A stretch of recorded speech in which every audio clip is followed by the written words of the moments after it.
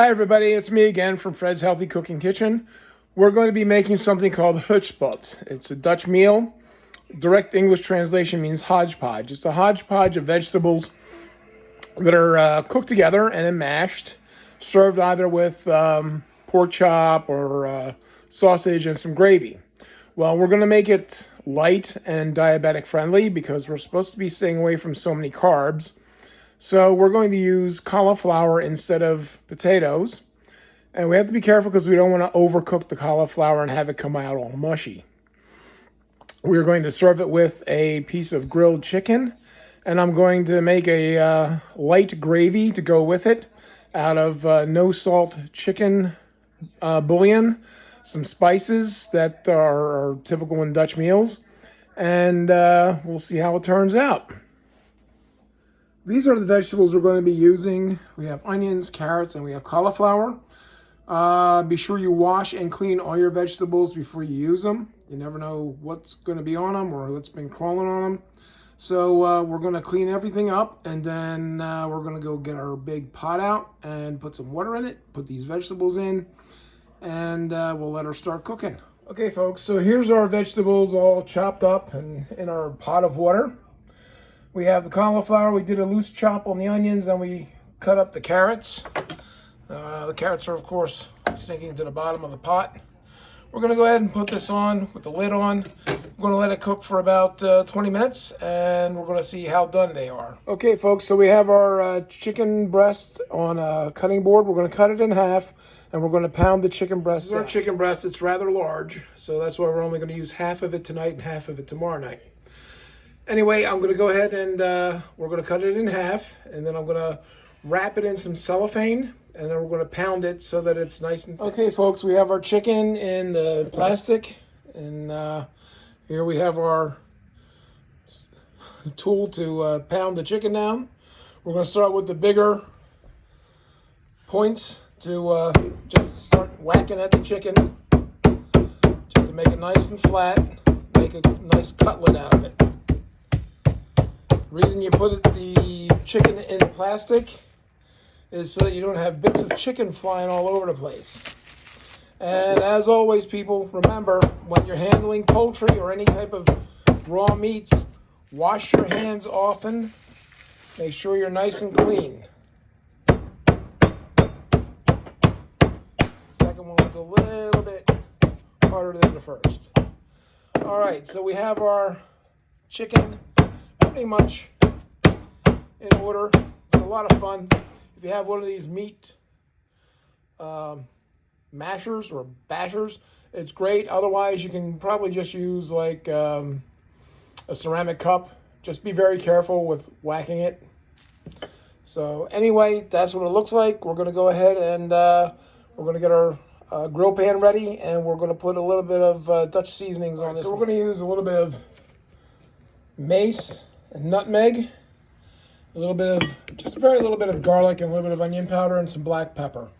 That way we'll season our chicken, and we can start grilling it. Again, if you want to use a little bit of salt, that's okay, or use salt substitute. I'm going to use a little bit of lemon juice, and that should be getting us there where we want to be. So we season our chicken breasts. I put a little bit of nutmeg, a little bit of mace, a little bit of onions, a little bit of garlic, and it's starting to get happy now in the grill pan. We're going to let them grill up nice and tender, and hopefully when the vegetables are done cooking and this is done cooking, we'll go ahead and make some gravy. Okay, so our vegetables are at a boil. They're cooking up rather nicely.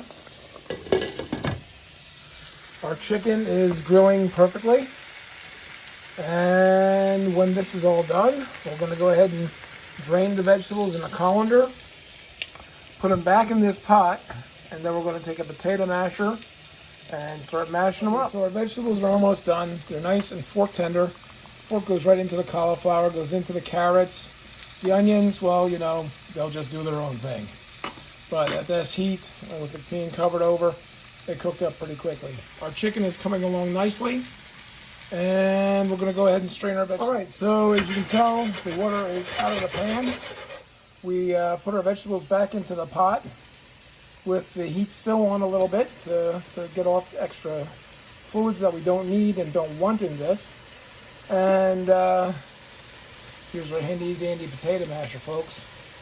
Brought this back from Holland many, many years ago. So we mashed up our carrots and cauliflower and onions, and believe it or not, this looks exactly like it's supposed to, because we usually use white potatoes.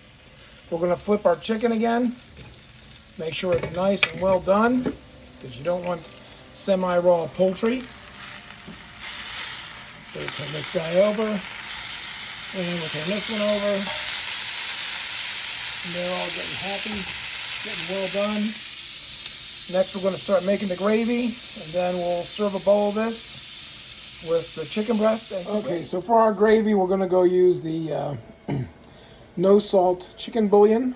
A little bit of lemon juice, some garlic, a little bit of mace, a little bit of nutmeg, and we're going to make a slurry out of some oat flour to thicken it up to make it like a real gravy. Our main ingredients for the gravy, we have our no salt chicken bouillon in there. We have a little bit of nutmeg, a little bit of mace, a little bit of garlic, a little bit of lemon juice.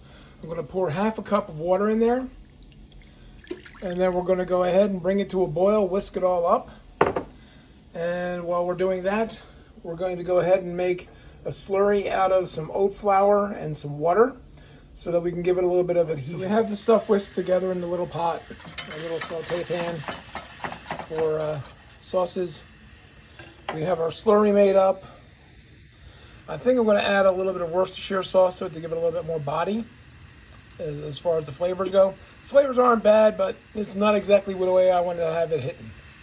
Okay, folks, so we added a couple dashes of Worcestershire sauce to it. We added our slurry to it. Now, when it comes up to a boil, you want to keep whisking it so that you don't get any lumps in your gravy. And I'll show you what this looks like in a little bit, because you don't want to see me whisking all the time. All right, my friends, and there you have it. Chicken breast with Hotspot. Made light, made diabetic friendly, celiac friendly, and cardiac friendly. It's pretty darn friendly. Anyway, folks, enjoy. Remember, life is a journey, not a destination. Play with your food. Play around with your spices. Play around with, your ingredients. Go light on the salt if you're allowed to have salt. If you can't have salt, use lemon juice or a salt substitute. And if you do use something like Worcestershire sauce or hot sauce on your foods, just use a little bit. They're very high in sodium also. All right, folks, that's it for tonight. May God bless you all. Have a great night.